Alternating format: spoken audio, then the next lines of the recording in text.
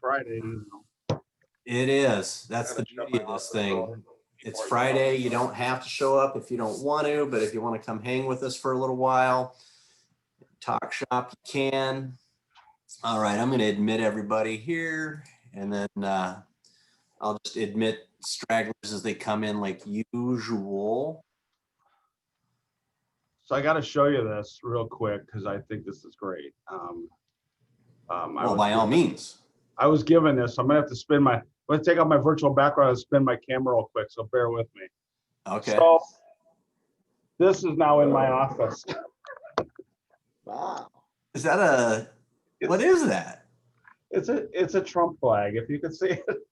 Oh, I thought it was like a soda machine that had Trump. Kind of. Nope, just a flag. So it was given to me, and now it's going to be a prisoner in here for a while, I think. But At least for a couple weeks. yeah, it's either going to be a very valuable souvenir, or we'll start fires with it. I don't know. One or the other. One or the other. There's definitely people who would want to start fires with it. That's for sure. We won't go there. Yes, I keep looking at it like, wow, it's big and blue, and it's got a big name on it. And yeah. Awesome. I love it. All right, well, let's kick this thing off. Looks like we've still got a straggler or two that'll be coming on in. We got Raj popping in now, so that's cool.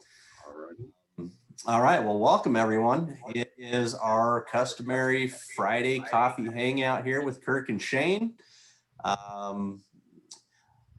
I think I know everybody in here, but I'll give the quick introduction, let Shane do his as well, just for formality's sake. I'm Kirk Brewer. I'm the branch manager for Finance of America Mortgage in the Chandler branch, actually, and been doing this mortgage gig now for 19, it'll be 20 next summer. So I'm almost halfway through year 19 into year 20. So been doing this a little while.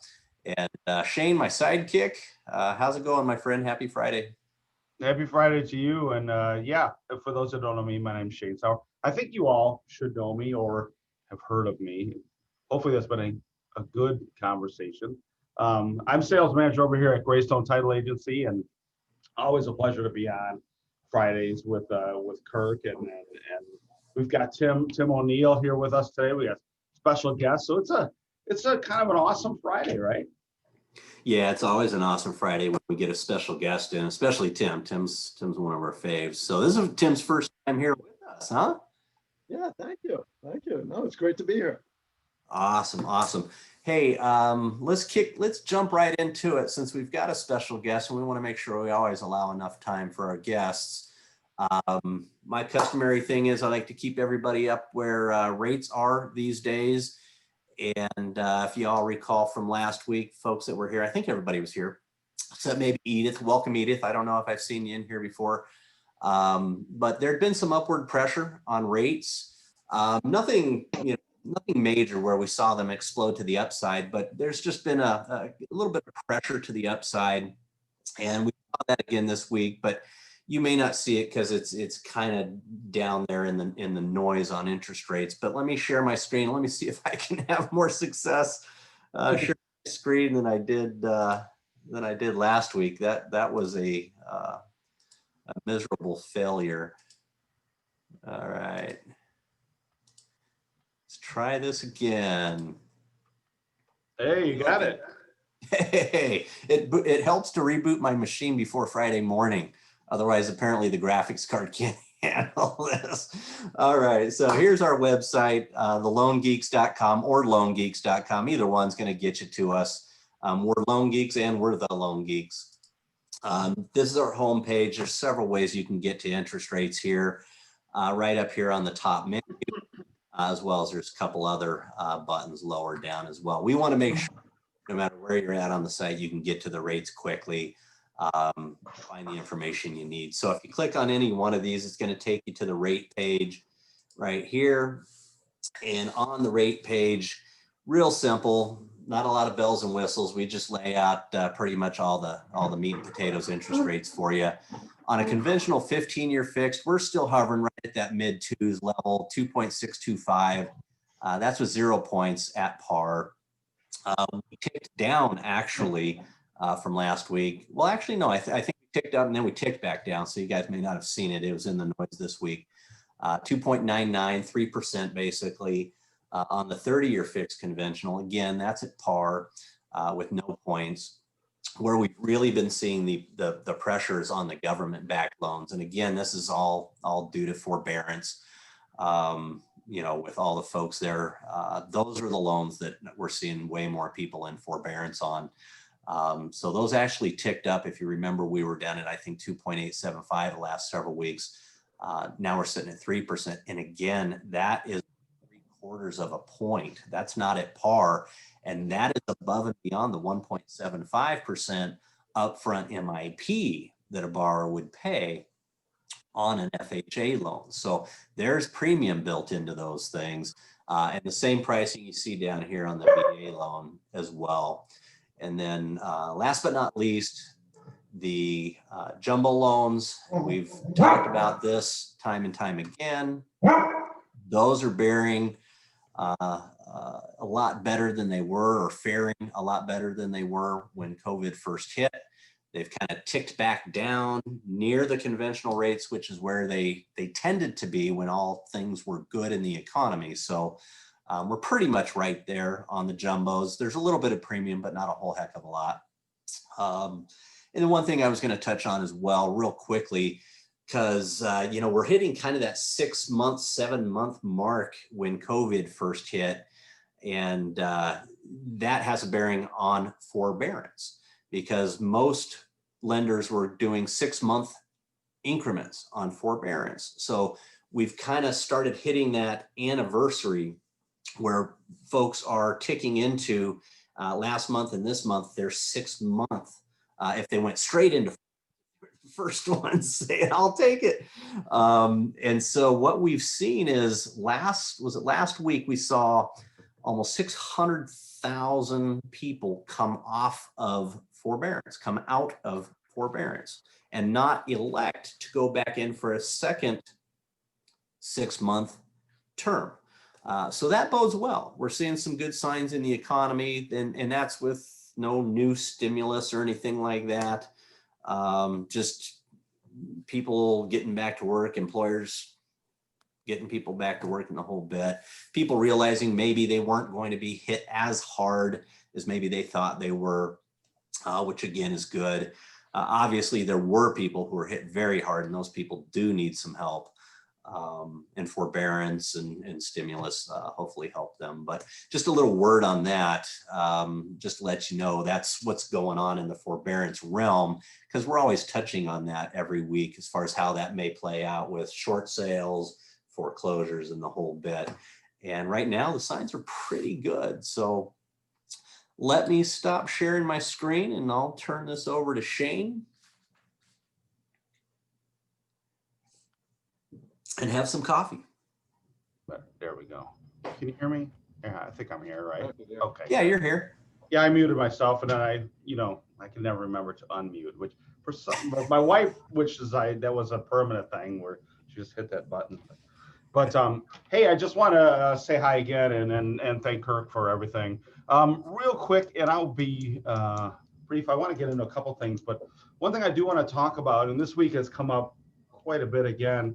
A lot of agents looking for listings out there. So, and there's ways to, I got a lot of agents who are starting to farm and really look at Canadian homeowners here in the Valley, not only for traditional sales, but as Rick Whitstock talked about a couple of weeks ago with us, for 1031 exchange opportunity as well. So there's a lot going on with that. And I've been looking up a lot of Canadian addresses of late. So it's just something, if you're looking for ways to maybe generate, and it seems like the Canadian homeowners have been receptive to the messages that are being sent from what I'm hearing from the agents that are working with this right now. So just a free little tidbit out there. And if you're looking, if you want to look at that as an option, let me know. I'd be more than happy to go in our system and find this stuff.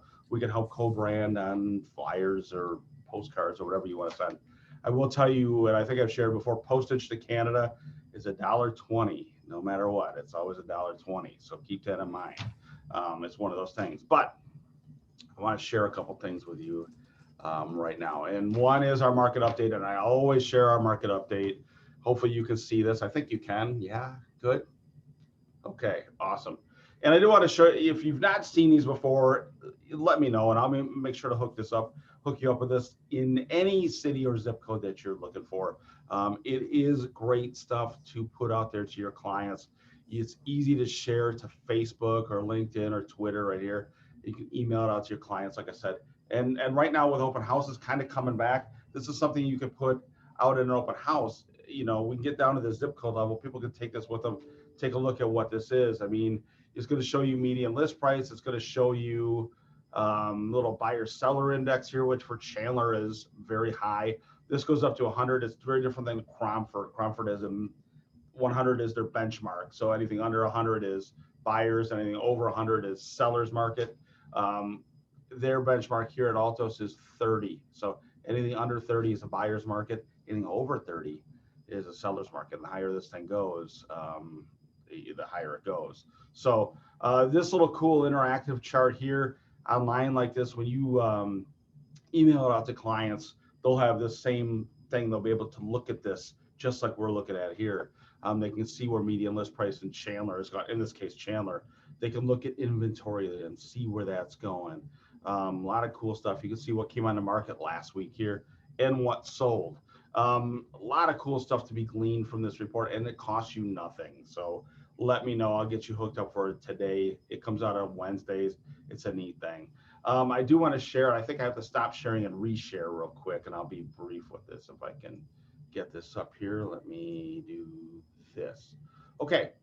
So I've also taken these reports and made a little weekly chart. Basically on one page here, you can see cities in the valley here. And then of course, other areas in Arizona where folks are buying second homes and doing all kinds of stuff outside the valley, which we've had a lot of that this year. I mean, I think COVID has locked down a lot of vacation possibilities. People have been working from home, kids have been off school. So where do people go? They go to the mountains. They go to get out of the heat. And this year we've had a lot of heat. So it's really, really shot up outside the valley here.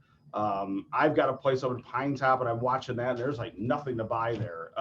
And prices are just going through the ceiling. It's like, wow, you know what?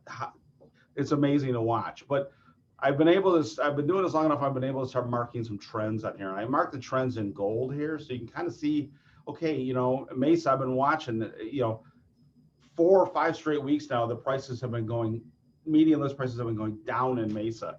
And then in reverse in Paradise Valley, which continues to go through the ceiling here. But I've really been able to start looking at this stuff and analyzing a little bit in the data that I get from those Altos reports.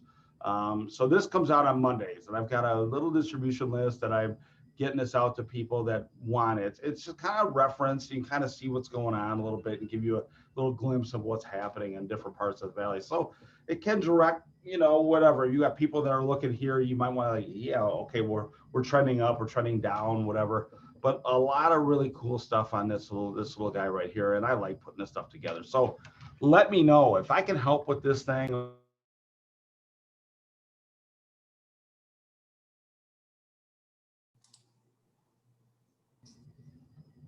Okay, I'm back. Sorry, that was my bad. I thought it was a bleep button. I didn't know if I swore. Maybe I was on a time delay. I dropped an F-bomb or something. He was like, wow. But yeah, real cool stuff here. So like I said, if you'd like to get this or anything we can do here, I'd be more than happy to help. So I do want to get into Tim and what Tim does here. We got a class coming up with Tim here next Wednesday morning. Yes. So Wednesday morning. Yep. Pretty excited about that. I mean, Zoom has been one of these interesting mediums, and they had me over to their house last week. And we talked about that earlier in the show, how Zoom has kind of changed things, and some of us really embrace it, and some of us are kind of on the fence with it. But you know, I think through the end of the year, we're going to still see more Zoom events, at least through the end of the year. And I don't know what you're seeing, Tim, if you're kind of thinking the same thing or seeing the same things. on your end, but I think we're going to be in the Zoom climate for at least a couple more months.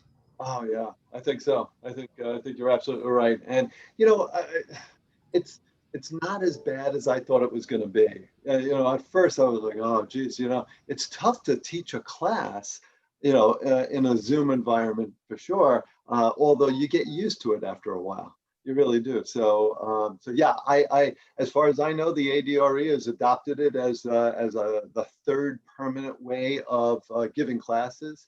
And so yeah, I think it's here to stay, and it'll be just an alternative uh, as we go forward, for sure. Well, tell us a little bit about what you do and who you are and your company, and we got to promote the class this coming week. We want a lot of people there. Okay, sounds good. My company, AZ Property Inspections, we've been around for 25 years now.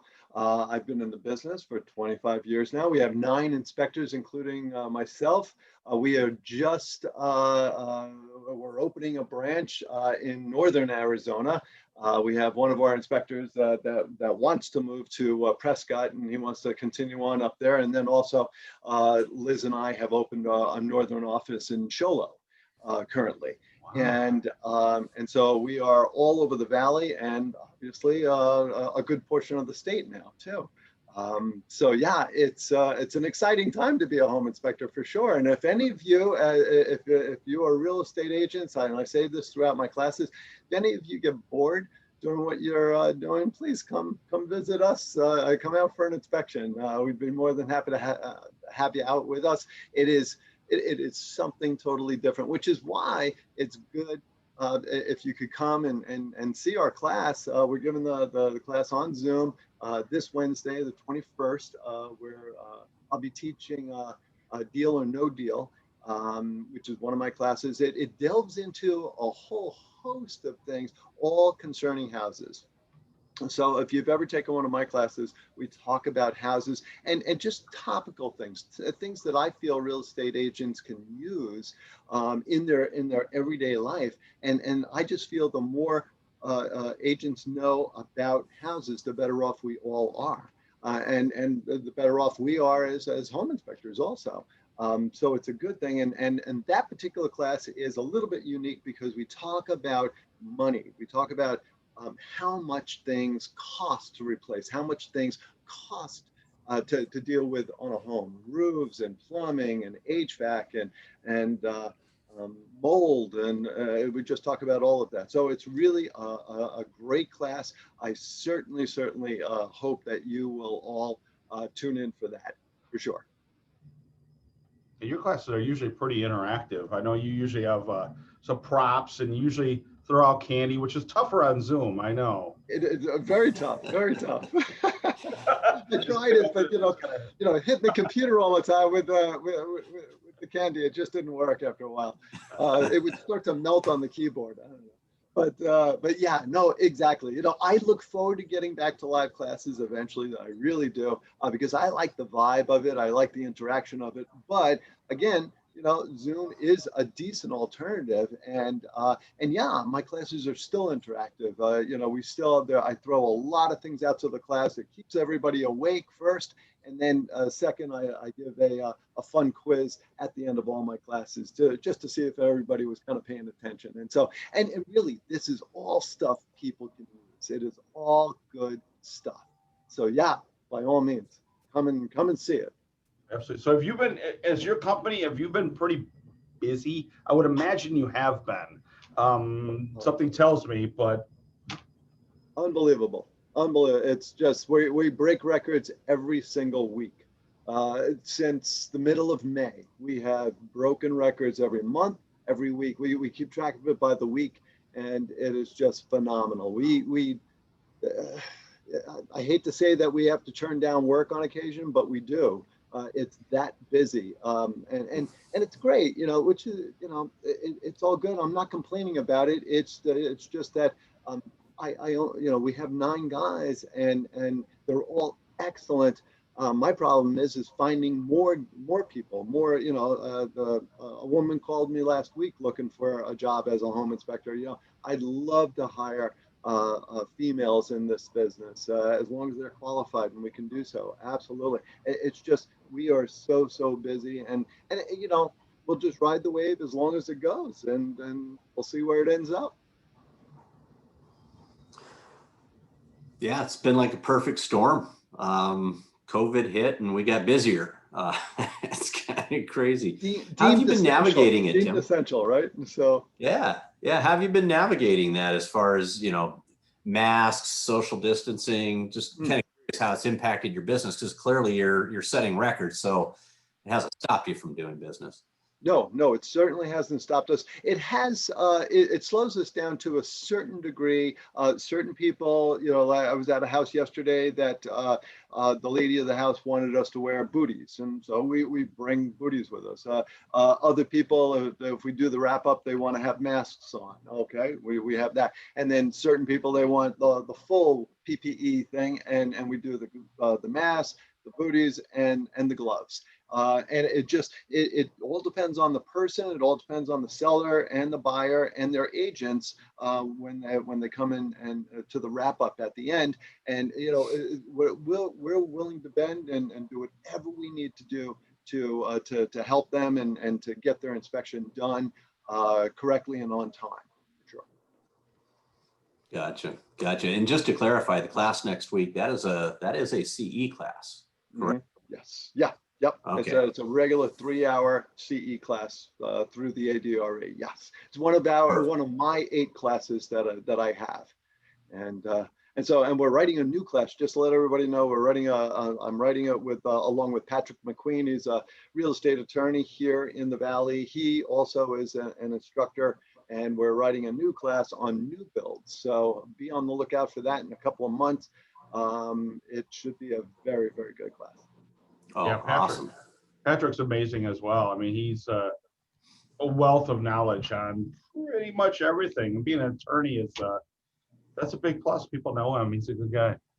Yeah, exactly. He is a wealth of knowledge, and you know, being that we're all in the real estate realm, I mean, that's pretty much all he deals with for the most part, and so he is a wealth of knowledge without a doubt. Well, I had no idea that you had a place up in Show Low, that you were working up north as well, and I guessing it's been probably as busy up there as it has been down here. I mean, and Shane, I was just looking at your numbers, as a matter of fact, and I was looking, and I was kind of zeroing in on Cholo, and you know, home inspectors up there are very, very far and few between, and so there's only I think 8 or 9 home inspectors for the entire region up there that are licensed, and you have to be licensed to do a home inspection in the state, and so these guys are stretched thin. In fact, most realtors are just, it's normal operating procedure for them to, instead of having a 10-day inspection period, it goes to 15 days automatically up there, and they're looking to you know, because of that, it's because of the inspection, getting an inspector in there, and then also an appraiser. And so it's just very, very difficult for them, and I certainly feel for them, and all the more reason that we're looking to hire a couple of people up there immediately to see if we can you know, help them with the shortage of inspectors.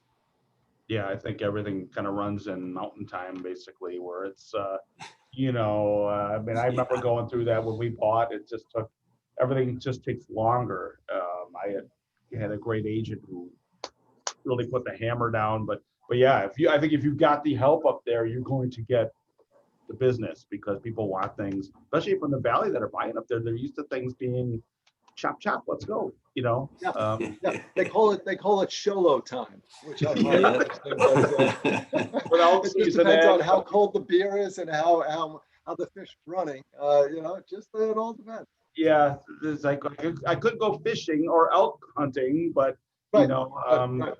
yeah, I know, it's awesome. Well, if anybody's got questions for Tim, please open up. You can unmute yourselves or put it in chat or whatever you want.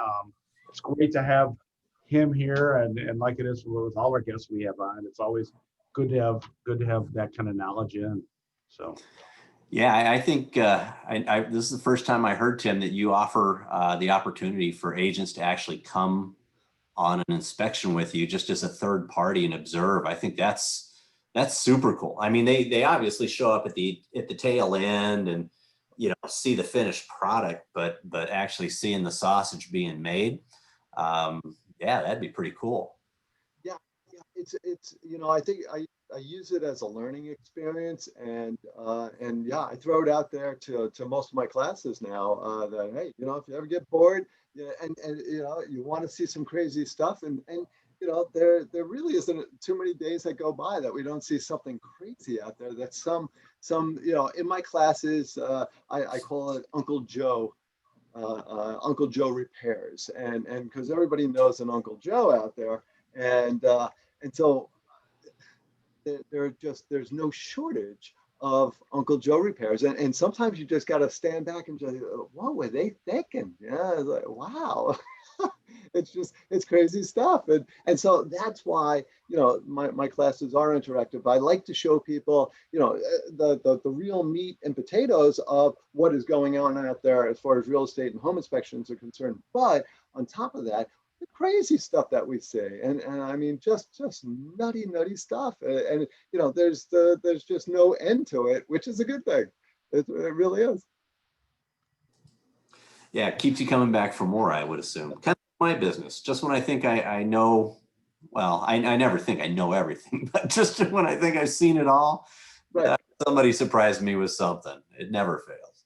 Yeah, no, it's so true. It's so true. And I feel the exact same way, Kirk, that, just when, I've done this for a long time. I've done over 14,000 inspections, and just, I'm saying, I've seen it all, but I haven't. It's like, like, what was that? Just nutty stuff. And, there's just no end to it. It really is. So, Human ingenuity knows no bounds, my friend. no, absolutely. Absolutely. And if there's a way, they'll figure it out. Right, exactly.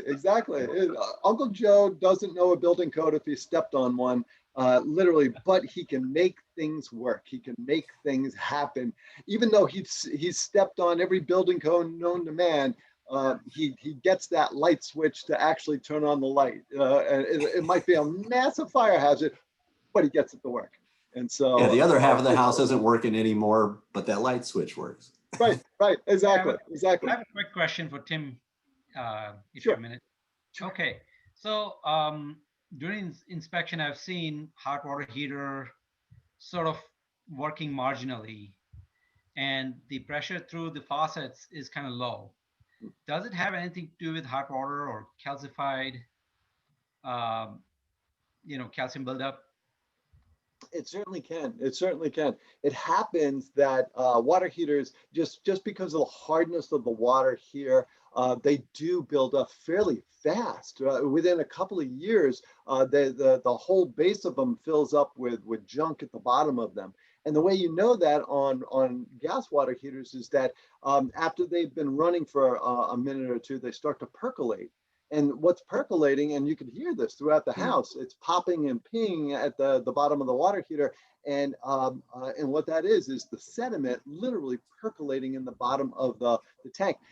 That all of that junk, if you will, for lack of a better term, gets caught up in the valves and the pipes. And so hence you have reduced water pressure and water supply at things that use hot water. It happens quite often, actually. Okay, so replacing the water heater will solve that problem. Also, I've heard that there's anode in the water heater to reduce that calcium deposits. But I've also heard that if you have never drained the water in 3-4 years, and if you try to drain it, it's going to make the matter worse. Is that true or false? What, draining the water heater makes matters worse? Really? Someone said that sacrificial rod, the anode, Uh-huh. if you have not drained your water heater in a long time, and when you drain it, it really makes the rod collapse. And I don't know if it's true or just rumor, but that's why I wanted to check with you. Okay. Yeah, I've never heard that it actually affects the anode. but I think draining a water heater is a good thing. The biggest thing there is that the drain valve at the bottom of the water heater, because of the inactivity, because of the fact that most people just don't ever touch them for the most part, as soon as you open it up, there's a real good chance it won't close back up for you. And so and that's happened to me. I draw from personal experience. And so I've now gotten to the point that if I open mine up to drain the sediment out of the bottom of the tank, I literally have a valve there ready to replace it with if in fact it decides not to close back up again. Keep in mind also, water heaters, like most people these days, most things these days, are built with kind of a planned obsolescence kind of a factor in with them. And so, yeah, whereas water heaters were years ago, they would last, 15, 20 years. Now, if you get 5, 8 years out of a water heater, you're doing pretty good. That's about the norm these days. So anything north of 8 years, in my opinion, you're doing well. You're doing real well. Gotcha. Thank you. Or you're living on borrowed time, ready for the thing to spring a leak. That is true. That is true, which is why they've changed the code, on interior water heaters where they have to have a pan underneath the water heater, and the pan has to be plumbed to the exterior because they know that, when that thing is ready to go, it's going to start to leak most likely. And instead of affecting all the walls within the laundry room or wherever it is at, it's placed at in the house, this way the water has a way to escape out of the house without ruining the walls in that particular room. Gotcha.